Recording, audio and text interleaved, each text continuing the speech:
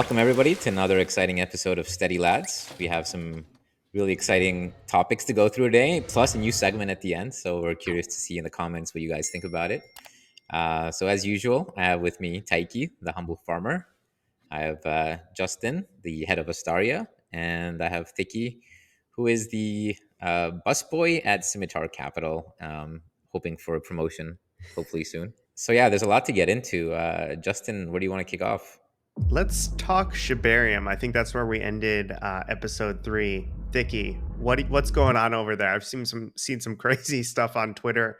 I think there's a ton of ETH stuck in a bridge. From what I heard, is Shibarium dead on arrival? What's going on? Yeah, I think Shib is pretty dead. I can give kind of a recap of what's happened since last week, story wise. So the Shib conference was they sponsored the blockchain futurist event in Toronto on the 15th to the 16th. In the days leading up to the conference, like Shib's pumped maybe 30-40%, but Voyager, who had maybe $15 million worth of Shib, started selling all of their spot. They just transferred, $2 to $3 million clips in the Coinbase, and it very much stifled the pump, pushed it back down 10%. So when we led up into the initial, so there were 2 days, right? The first day, Satoshi Kusama, who is like the lead dev of Shibarium, was giving a talk, and it was kind of hype. Price built up like 6-7%, Who and is it this? turned out Satoshi Kusama. Satoshi Kusama. Okay.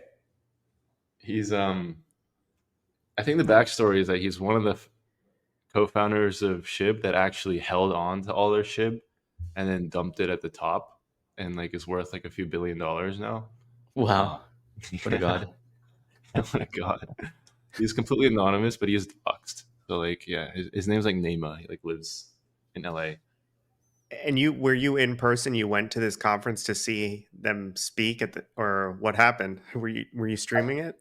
I was streaming it. Yeah, I wanted to go. I was really heavily considering making a trip out to Toronto just to watch it, but I'm glad I did it. I don't know if you saw some of the talks. They were like very, very cringe.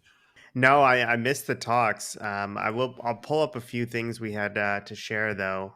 So this is the SHIB chart. So you can see sort of like a broader sell off here, and it looks like I don't know, Thicky, maybe this number is not up to date, but as of this tweet, about $1.7 million worth of ETH stuck in the bridge. What's happening there? Is it permanently stuck? Do you think they'll be able to recover it? Any insight with that? I need to confirm, but I think it's permanently stuck. There was this even funnier one with a picture of Satoshi himself in a Telegram chat, and he was like, "Guys, I fucked up. All the ETH is stuck in the bridge."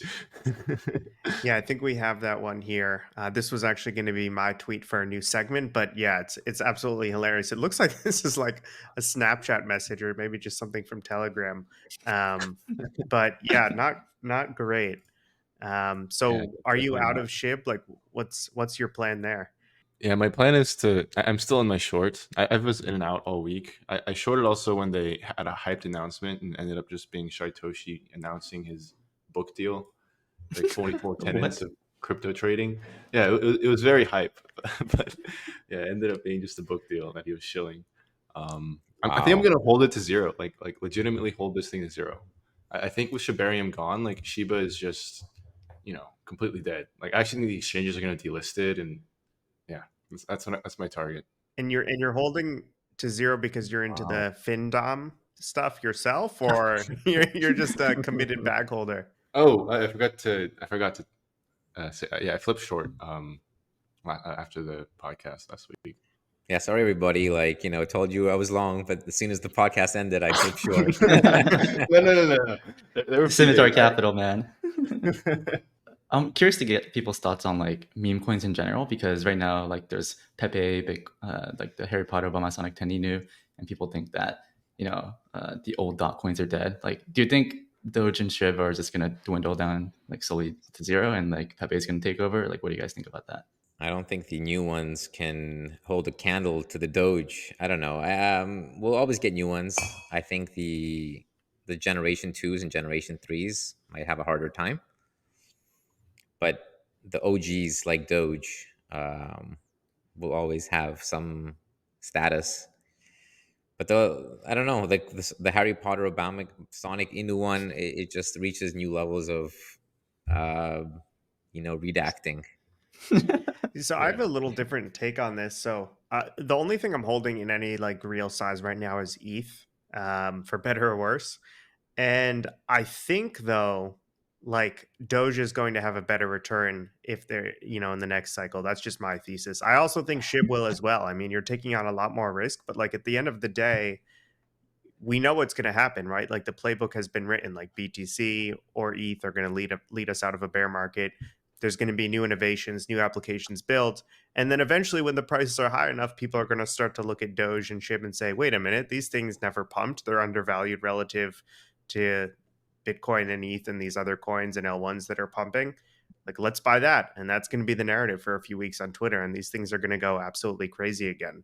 I'm not a fan of it. I think it's sort of silly and it distracts from what we're doing. Like all that energy Elon put into Doge last cycle uh, was a huge distraction and sort of like discredits everything about crypto.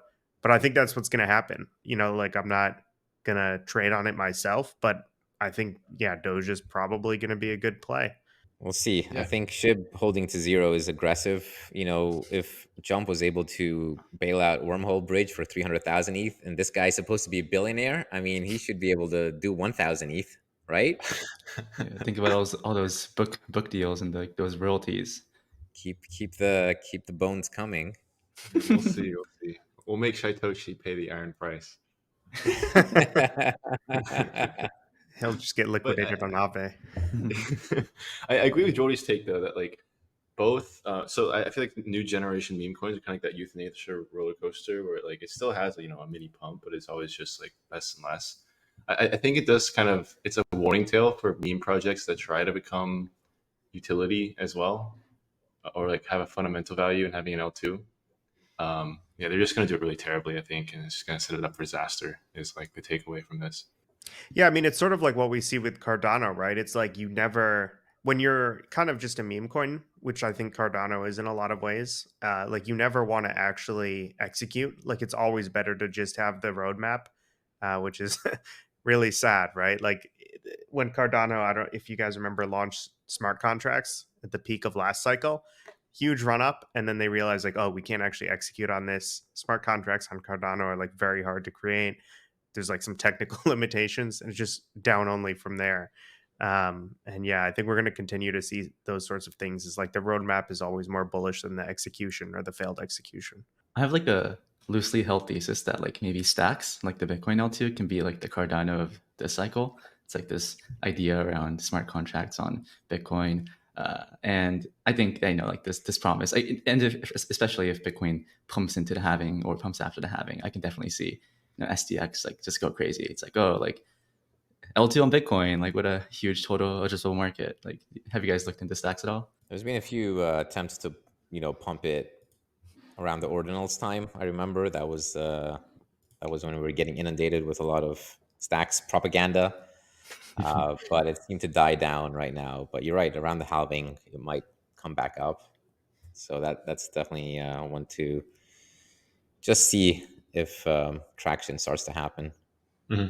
I agree. I think like having a very charismatic and savvy founder is one of the most important parts of the recipe for that kind of success.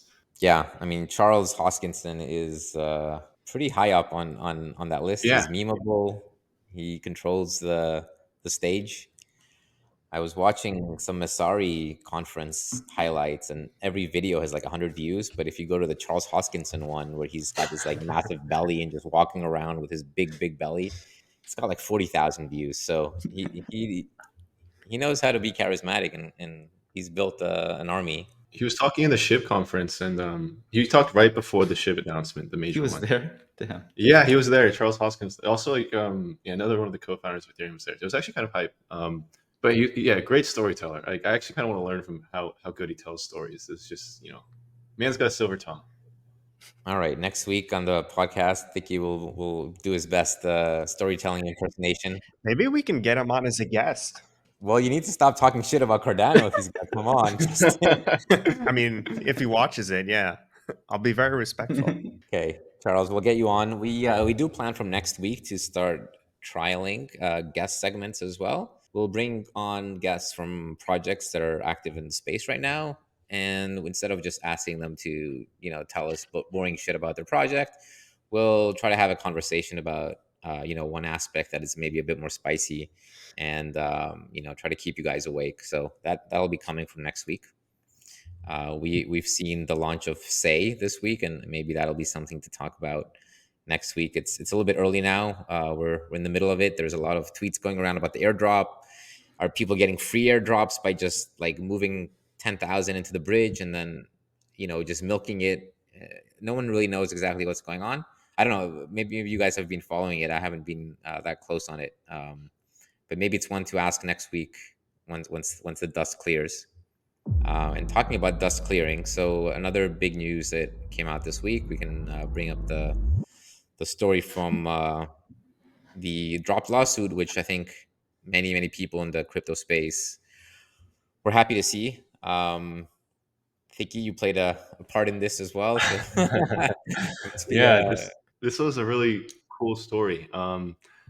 So essentially, like after the curve thing was happening, we were talking about the after effects, and Machi was one of the investors who invested OTC in curve really early.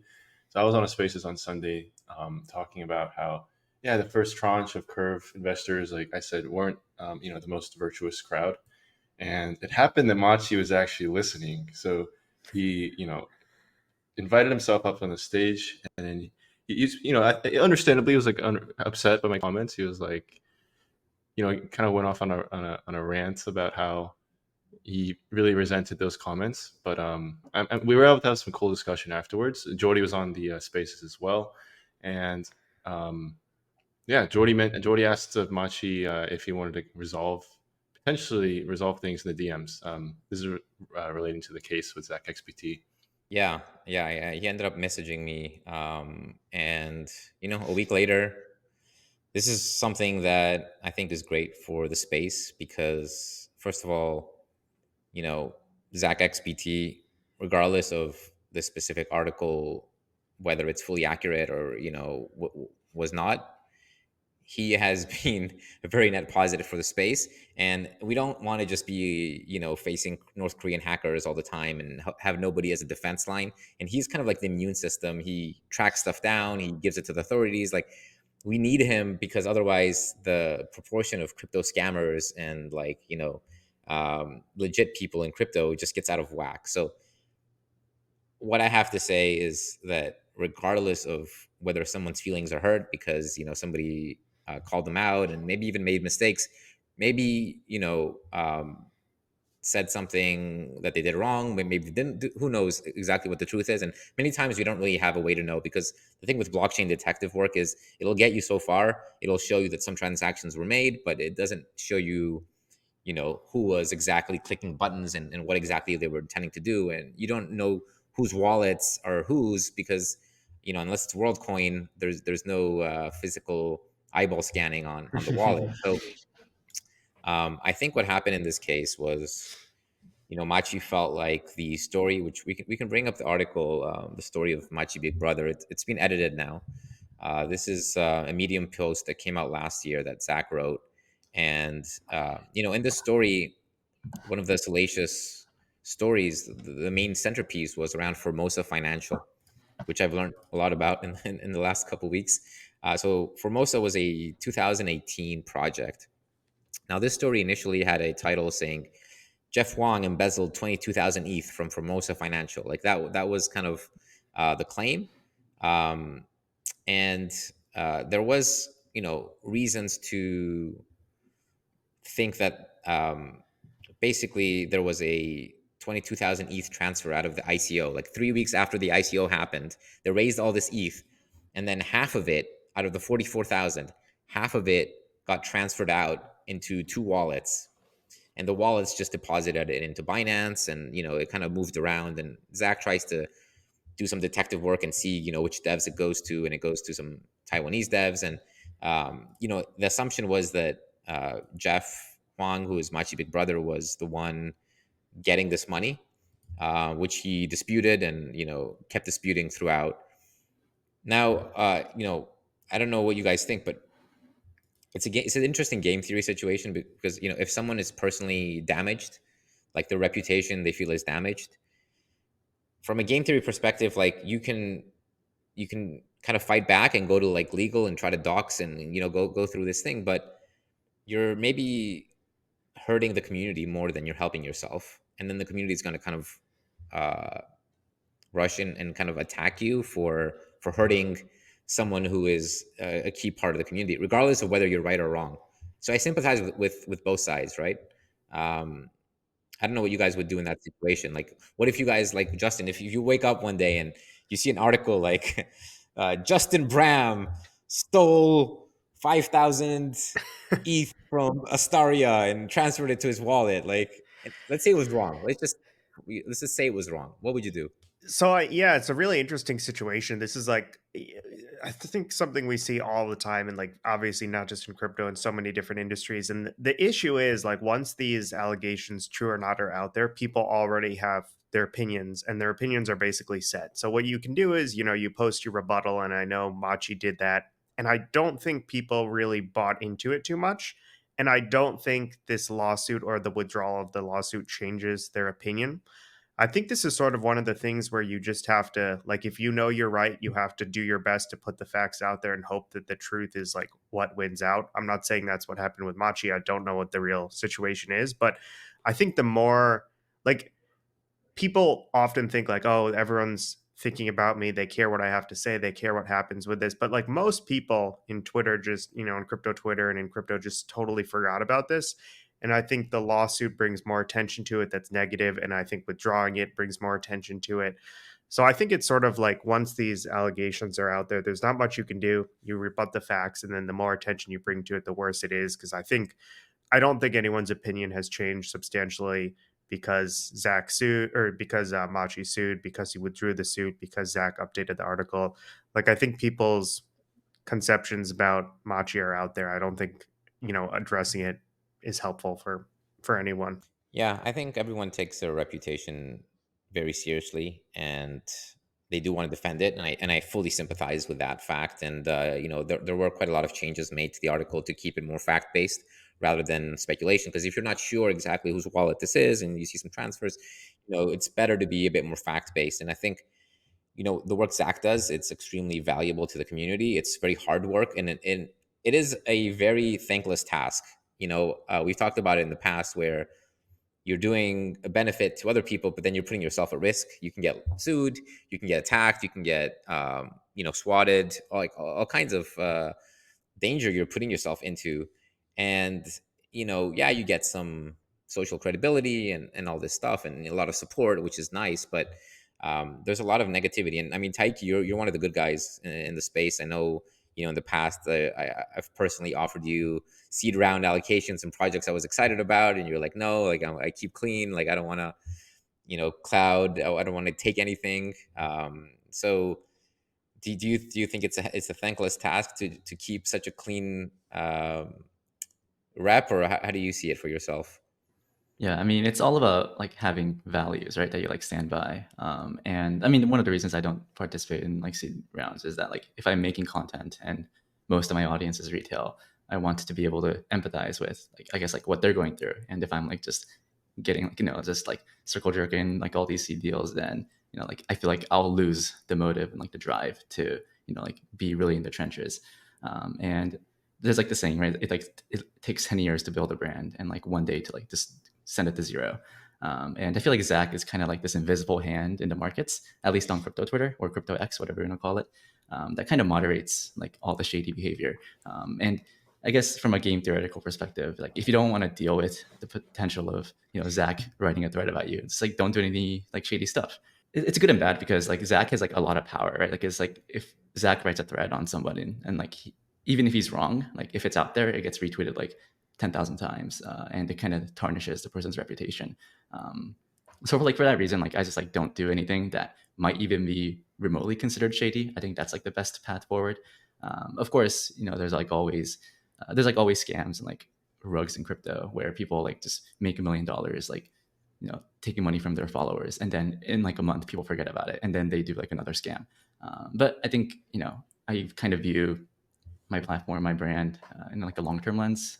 And part of the reason I wanted to do this podcast with the three of you is because I think you three are really like great people that isn't like just there to like make money from like their followers and whatnot. So like I think it's all about like having values, having like having ethics, I suppose.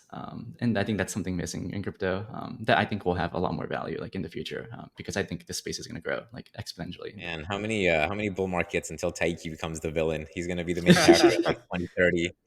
He'll he'll be so Hopefully not. I'm you being know. sued. What is going on? Yeah. But anyway, I mean, it's obviously positive for both sides. I think that this got resolved. On Machi's side, he had a clear point, which was that in the story for Most of Financial, and I encourage people to read the story. It's quite fascinating. There was basically some people came together to do in 2018 an ICO around building a asset management, sort of like a bank, like a crypto bank. And they had all these powerful people in Taiwan helping and building pieces. And then things went wrong because very early on, the team seemed to not get along, and some people broke ways. And I think that was kind of why ETH was transferred around. Like some people got out, they got their money back. The shares were resold. It's kind of unclear exactly what happened. Nobody knows. I think Machi's point was that he was not on the multisig of the wallet that was transferring the ETH. So his main defense, which I think was quite a strong defense, was that he couldn't be embezzling ETH if he's not even in control of the multisig. Like somebody else is moving stuff around. From Zach's side, he sees a lot of other projects that, in his opinion, were kind of colorful or, didn't work out. And on the one hand, you could say that was ICO days, and a lot of this shit was happening. It reminds me a bit of how the ethical standards changed over time. Like 10 years ago, there were a bunch of words that we were saying every day, and now, like, if you say them, you get canceled. I'm not going to give any examples, but even like in poker, right? Like certain things, were okay to do, and then they start becoming like you can't play at the same table with someone because now it's so these standards change. I think this is a big win for everybody. We can move on, and hopefully Zach can keep doing his work, and we can keep defending him when things go wrong. Switching on to like a different topic, if you guys are good with it, like I think this topic has been on my mind for like the past few weeks, and I think crypto people don't like talking about like burning out mental health and whatnot, but I think it's something that we all deal with. It's just like something that we don't really admit to, but I think this panel is pretty interesting because like I do content, I do research, Justin's a builder, Thicky trades all the time, and then Jordy's a market maker, and I think we all deal with just this general idea of like burning out, like just being tired, right? Because not much is happening in the markets. Like prices are going like down, up, whatever. Like your random meme coins are pumping. Do you have like any, like, what steps do you guys take to like not burn out, right? Like, do you do something with, how do you separate a crypto life and like personal life? Because that's something I personally deal with, and I'm trying to get better at. Like, how about like, let's get started with like Thicky first. Like, how do you deal with just being engaged all the time? Yeah, I think it's tough because, like, especially in crypto, like, you pretty much have to be pouring your entire life into what you're doing if you want to be competitive with everyone else. Especially, I think, for trading. So, like, for me, like, I tend to get burned out when I put a bunch of effort in it, I spend a bunch of time, I sacrifice a bunch of sleep, and the outcome isn't what I want it to be. It gets kind of demoralizing. I think, like, for me, sort of focusing on like the other parts of my life that I am grateful for really help. So for me, that might be spending time with my family, or spending time with my girlfriend, or spending time with like some of my friends that don't know anything about crypto, and going outside and just like remembering that, like, even if this all fails, like, life's still pretty good. It helps me, get back on my feet and try again tomorrow. Yeah, because like when the curve situation was happening, everyone was panicking. But like my girlfriend, like my friends, like they don't know a thing about Michael Igorov and his Australian mansions, right? So yeah, just I think having non-crypto friends is really important. How about you, Justin? I think we talked about this a couple of times before. Like, how do you deal with like just being a builder in this space? Yeah, I think I have a little different experience. So for me, 2022, when prices were actually going down the whole year was a lot easier than 2023. It seemed like there was more, excitement and interest in 2022. People were still like very engaged, whereas with 2023 this year, price has actually gone up, but I would say like interest has waned drastically. So like there's less exciting stuff happening. I mean, you can just look at our topics from the past 4 episodes, and like most of the things we talk about are pretty negative, right? So like there's like a ton of negative sentiment. There's a ton of bad things happening in this space, and this is sort of like the crypto is dead year, right? Last year was the year of like, oh my god, everything's going to zero, the real economy is going to zero, crypto's going to zero. Everyone was freaking out, but there was a lot to talk about. People were still like excited about building. Projects were still doing a little bit of fundraising at the start of last year. Whereas this year, right, like there's no VC capital. Like companies that are trying to raise are not able to. Um, there's like very few new innovative things launching. And then everyone in the real world is just asks you, like, wait, you're still in crypto? Like, I thought crypto's dead. Like, what happened? So yeah, it's tough for me. I don't worry about too much about the price. I just hold ETH, which is nice, so I don't have to think too much about it. I was like fortunate enough to allocate quite a bit over late 2022 and early 2023, and now I'm just sort of holding it and waiting and not worrying too much about price. But I would say the vibes are definitely the toughest part. Is just that, um, like what are we doing here? Is there any there? Like what's crypto all about, and where's it going to be in the next few years? I think this is the year where all of that gets questioned, and that makes it tough. Yeah, it kind of feels like a vibe session where prices are generally higher, but the vibes are like just down only. Yeah. Whenever I tell people like I'm in crypto, it's like, oh, like, but isn't AI hotter? Like that, like that's what like all my friends tell me, and I'm like, no, like I still believe in yada yada yada. But like trying to explain like the value props of crypto, I think is becoming harder and harder every month. Yeah. It was a crazy roller coaster for me because when I got in this space through mid 2022, you would say at a bar to someone that you're in crypto, and everyone would be excited and have a million questions. Now you're embarrassed to say it at the bar, right? Like if someone's like, "Oh, what do you do?" and you're like, "I work." Now it's like I work in software, SaaS company. So yeah, it's tough. What about you, Jordy? Are you like does this bother you at all? I mean, you seem like such a stoic figure to me that it doesn't get to you, but maybe I'm wrong. I don't mind the market situation. It is a bit annoying having low volumes as a market maker. Like you do see the ebbs and flows in the volume every day, and we've seen like GSR. We've seen some of the headlines recently. We can look at some of the headlines that we've seen about some of the other market makers and how they're struggling.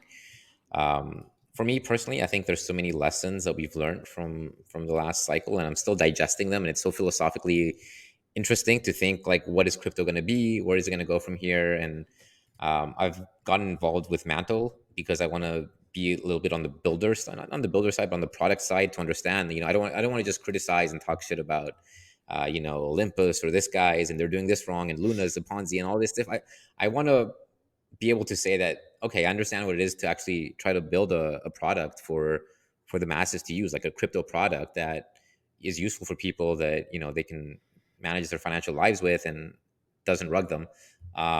So I'm the busiest I've ever been, and I've been very busy in the past. I don't even have a lot of time to do a lot of macro trading that I used to be my specialty for years. Like I've been a macro trader for crypto, and even when I was in crypto during the bull market, I would still be trading macro. And now there's so much going on within the space, even though it looks dead, but behind the scenes, like there's a lot going on. I would say first on the market maker side, there's a push for market share right now. You have Alameda out the way, you have some of the big guys out the way, and um, some of the firms are doing better. Selene is doing really well, thankfully, with Wintermute and GSR. Everyone is trying to see if they're going to survive or not, and the best will, and the other ones might not. And yeah, on the L2 side, like being a part of the L2 wars, we can talk about it in future episodes, but it is exciting to be a part of the L2 wars. Like, you see the metrics of base, and base is doing really well, and it's exciting. It's just to kind of have a foot in there. So yeah, mentally, like in terms of struggle, not getting enough sleep is the only thing that kills me. So I try to somehow force the sleep in. That's the one thing. TLDR is that Jordy doesn't burn out. Jordy goes hard, dude. Jordy goes hard. He goes harder than our 20-something-year-olds. Jordy's always awake. I'll like DM him like 4 a.m. his time. He replies instantly. DM him like 7 a.m. his time. He replies instantly. He's just always awake. Do you take like power naps, Jordy? Like how do you? No, I can't take naps anymore. I think catch up a bit on the weekend, but yeah, it's nonstop. I view this as a sacrifice of some years of my life, and hopefully achieve a lot during this time. And I'll take it easy in my the latter part of my life. What's crazy is that your skin looks great. Like you look up. I don't understand. It doesn't look like you going to get 3 hours of sleep or like 5 hours of sleep a night. It's the Mediterranean weather right now. We'll see if it lasts through the year. Fair enough. But yeah, have you guys seen the market makers tuffles? I mean, we've seen DWF we talked about last time. That was a great segment. I think we got some nice memes out of it. But the one interesting thing was Wintermute is Evgeny. He's a board member on the block, and then the block starts like releasing these stories about GSR, which was interesting. I don't know if you can find some of the tweets there, but there was a little bit of drama. Yeah, I didn't know Evgeny was a board member, I guess. Yeah. I feel like the blog's lost some credibility. I think there was like some drama around like its former founder taking money or something. I forget the exact. He took money from SBF, so it was the worst kind of money. Yeah. It's so hard to blame him for that, though. I mean, you just don't know, right? Like no one knew. Congress didn't know that he was a scammer. This is true, but as a media organization, you're not supposed to buy, houses with the money from someone that you're covering. It's kind of like rule number one. So I did not realize that's what happened. it is what happened. It was extremely bad. To the credit of the block, the people who were not that guy, like the rest of them, were pretty incensed that this happened, and immediately took a side against him, and then he resigned and all this stuff. But yeah, like now if you see like every story has at the bottom it says disclosure, Evgeny is on the board. So, this GSR story was quite negative. I don't know who read it. Like for me, being in the space, it's a lot of popcorn. You look at the stuff and it's like all the COOs leaving, and the head of trading, and the other head of trading, and then the other head of trading, and there's like 8 heads of trading. Was it objective? I don't know. We saw the GSR founder saying that this is standard bull market, bear market stuff. And to be fair, we have seen it with a lot of exchanges. Like they hire 3,000 people, and then we go back to 1,000, and they're on the shirts of Manchester City and like every football team you can think of. And we still have the Formula One stuff, surprisingly. Except for Mercedes, who had FTX, but the other ones. I think the Washington National Stadium, like the baseball team, they still have like Luna to like terrible like advertisements.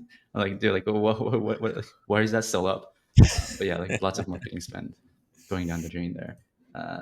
One quick question for Jordy, like obviously like GSR, like maybe they're like allocating less time to market making. Like, what do you think the implications are for like the crypto markets? Are things going to be like less liquid, or do you think so like other market makers will like just plug in the holes and like not much is going to change? There's a lot we can talk about. The reality is a lot of these firms are not actually market makers. They're from like GSR is not a real market maker. They don't actually trade. They're more of a investment bank. The background of it is Goldman Sachs, and they are more of kind of trying to give some white glove services to institutions and foundations and stuff like that, as opposed to from like Jump, who is like a legitimate trading firm, and they have the firepower. Like they're one of the biggest in the world in quantitative trading, regardless of markets. So obviously, like they're legit.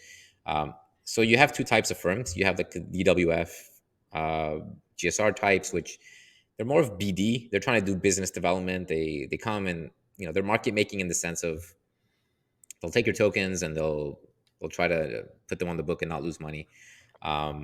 And then you have like real trading firms, like real market makers who actually provide liquidity, like Jump, let's say. Tower is another big one.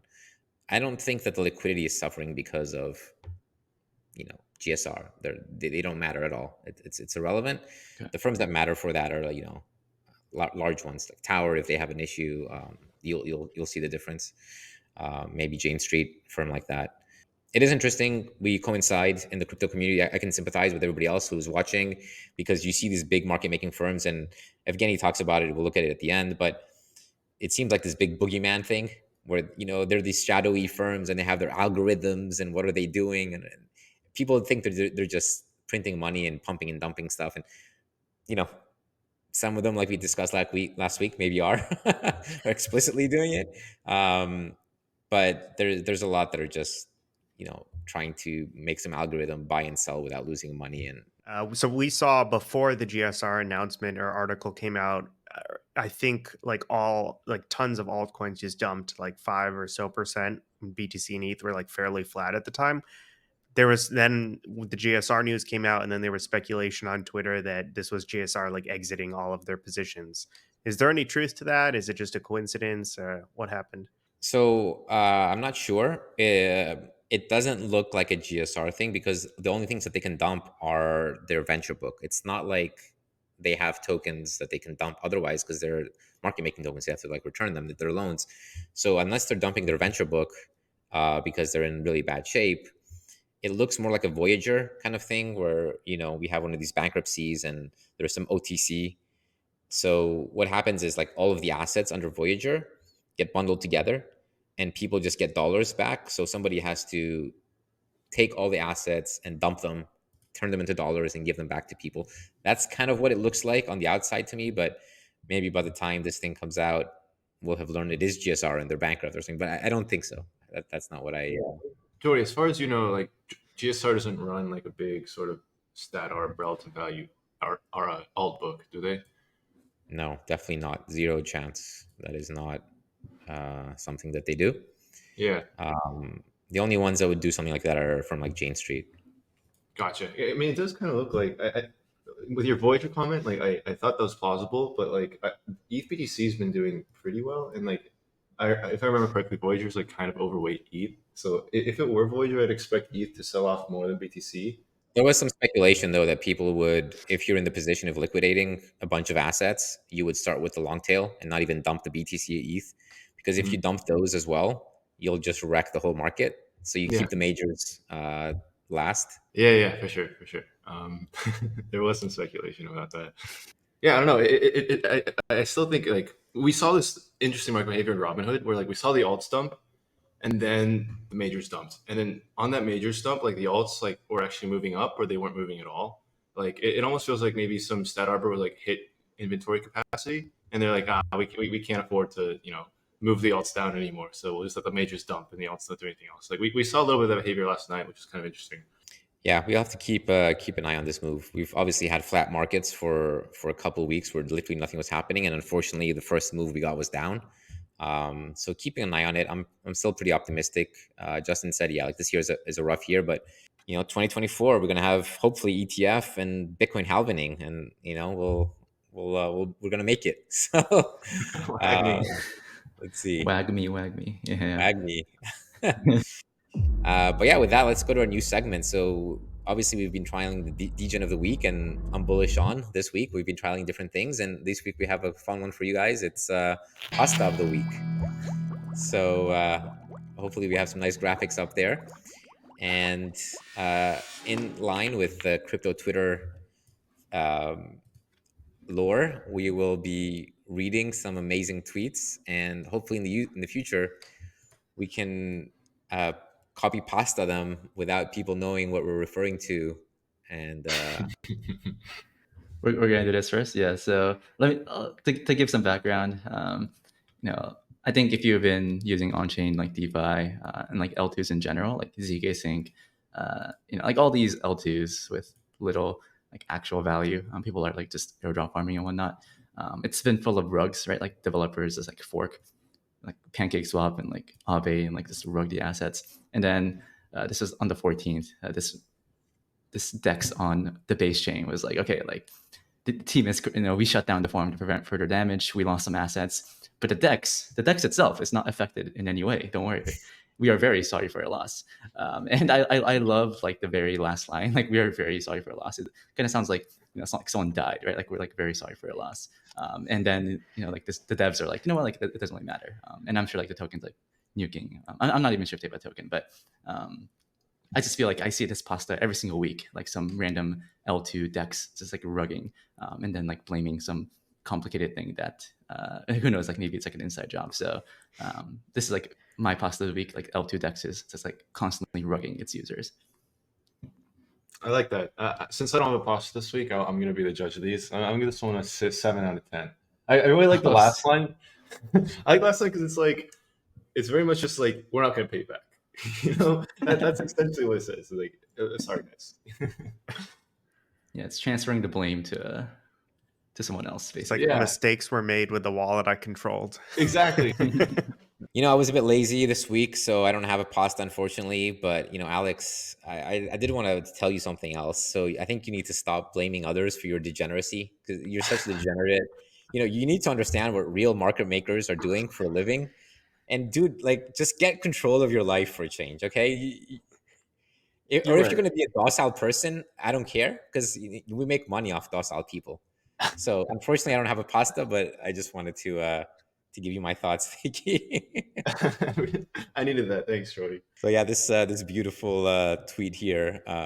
I will be using this. Thank you, Evgeny. This will go into my my copy pasta pocket for future use. I think it's epic. I encourage everybody to read this thread. Yeah, this was super funny because Evgeny is like such a composed person in my experience. Wintermute invested in Astaria, and I've spoken to him once or twice, and also just followed along his Twitter. And he's normally, just like extremely even keel, flat, very composed. And then this thread is just hilarious. It's absolutely a must read. Yeah, I think what happened is Hasaka, went after him for trying to borrow rent free, like interest rate free from Yearn. I think they wanted to borrow 2 million worth of Yearn and not pay anything. So he got some pushback, and this was his thread to battle. He said he woke up and chose violence. So it was entertaining. There's like a background of where like Asaka was, I think he was just kind of clowning that like Optimism couldn't pump because Wintermute was one of the lead market makers on it. So it's kind of just implying that like, oh yeah, these guys will just sell any rip. And I think for the people that like understand how things work, like it's obviously a joke, but like for a lot of people that don't, because obviously Asaka has like a huge following, they're like, oh wow, if Wintermute's market making, like we shouldn't buy this coin because it can't rip. And I think it does affect their business of, being the lead market maker and getting these token deals. It's like, oh, if people think that Wintermute are going to sell all the rips, then like, why would we use them? I'll just put it out there. Wintermute, the coins that they've market made have done phenomenal. It's seemingly initially at launch for the first few weeks. Like Evgeny said, they are neither able to pump or dump stuff. It is the market that chooses. So how about you, Justin? Yeah, so I had to do a quick pivot on the show because we used my tweet earlier for the Shibarium segment. But we've seen a lot of segments on Twitter about NFTs being completely worthless and dead. There's certainly some truth to that. So this tweet I thought was hilarious. Narrator, all the NFTs ended up being worthless. And then if you're listening, I'll try to explain. There's basically just an order of how bad NFT projects are down relative to ETH. So this is not in US dollar terms. We have at the top Art Gobblers, which was a Paradigm project, I believe, down 99.34% against ETH, which is amazing, all the way down to Milady, which is only down about 16% against ETH. So it's been a wild ride in the NFT space. It seemed like NFTs were sort of like immune from the 2022 crash, and now in 2023, they're really feeling the pain now. So we'll see, but like the narrative right now on Twitter is that the NFT market, specifically the PFP market, is all headed to zero, and we're seeing that with apes. Punks are doing okay, and whatnot. So yeah, pretty crazy times out there. Justin, I want to get your thoughts on this, because you're like the expert on NFTs. Like, why do you think this has happened? Why have NFTs been down only? Like my pet theory is that like the incentive structure for these projects is just very front loaded, so there's no incentive to stay around. But I'm curious if you have any thoughts on why the charts look like this? Why there hasn't been a single project that's like maintained or added value in this market? Yeah, so I think Kobe sort of said it best. I don't know if you guys heard. I think he said it on Up Only, or maybe it was just a Twitter thread that he was talking about NFTs in the state that they were at the time. And he said NFTs are just altcoins with pictures. And I think that's very much true for where the market is today, which is like like I agree, it's not that exciting, right? Like a lot of these projects simply have nothing going for them except for that there's like a picture attached to the coin. And so I think we're seeing like a repricing of what that actually means and what it's worth. I do think like CryptoPunks are here to stay and they'll be around and they'll have value. I think it's possible Bored Apes have value in the future, but like 99% of these projects, just like 99% of meme coins, I think will head to zero. And personally, like what I'm excited about and what I think will pull us out of this is just like innovations in the ERC 721 space, which is what an NFT is beyond art. And so I think more and more financial positions will be represented by NFTs just because, like what we saw with Uniswap V3, right? Like it doesn't make sense to have all financial products be fungible and have like users compete in a fungible way. It actually makes sense for them to be non fungible, where everyone can have like a unique financial position and compete in the market. And so I think NFTs as a class are just getting started. But I do think like the PFP/art space is going to just be like a very small segment of that going forward. That's my hunch. That's probably like a middle curve take. I think like the low IQ take and the high IQ take of like pictures are good might hold, right? So I think NFTs are not dead. We're certainly going to see a resurgence, but we'll see how it all plays out. What do you think, Taiki? I know you're pretty into that. Not into NFTs, but you're very much on chain and following along. So like what do you think? Are these NFTs, PFPs dead? Are they gonna have a resurgence? Yeah, I feel like NFTs pump after like the majors pump. So like when people feel wealthier, maybe they want to show off their wealth by buying Bored Apes and stuff. I am super excited. Right? I feel like DeFi and NFTs should converge at some point. We started to see this like with UniV3. There's like a new stablecoin project called Dyad, which like represents like ETH collateral as NFTs. And I know like you bought those NFTs like from Dyad. So I'm excited to see like that part like do well. But you know, like when it comes to like PFPs, yeah, I think you know they're still gonna like slowly bleed. I've been short Bored Apes on like these perp platforms for like the last couple of months. Yeah, I remember that in episode yeah, 1. That was your DGen play in episode 1, right? yeah. I'm still keeping that. You know, like I'm just collecting the funding. I'm shorting Bored Apes. Like I don't really see Bored Apes pumping anytime soon, so you can like just short it. What do you guys think about DGods? I'm not like super deep into this stuff, but I was seeing a lot of discussion around this downgrade they did, and then the price doesn't seem to be doing very well. Justin, have you been? Is that another down only or? Yeah, I always think it's just sort of follows the trend of the rest of the space is like, these things all might have like pumps along the way of going down, but I think only a few of these like larger PFP projects will make it. So I haven't followed that too closely. Was it Machi that bought a ton of them from the Blur bidding pool? Yeah, I think he was airdrop farming, and I think he owns like one of every 10 DGods or something. Or I mean, I can't confirm, but I think I saw that. Like he's just setting bids, and people are just dumping into his bids, and like, you know, he's gonna sell at some point, right? So he's gonna take a loss, and yeah, it's kind of like this Blur bidding spiral. Yeah, that man has a crazy risk appetite to just be like the floor buyer of apes and now to gods. It's nuts. I couldn't imagine doing that, but he's got conviction, right? So, or at least he thinks he can trade He likes the tokens. What can we say? altcoins with pictures. Chef Thicky, which pasta of the week do you want to try? I'll pick Jody's just because of a personal and like yeah, that Evgeny tweet was. I clowned on him later that week. I guess amongst like our circles, we know that like when Wintermute's market making or when market makers have a large supply of token in general, it's pretty much just down only. So it's just like yeah, there's definitely not a pump aspect, just up.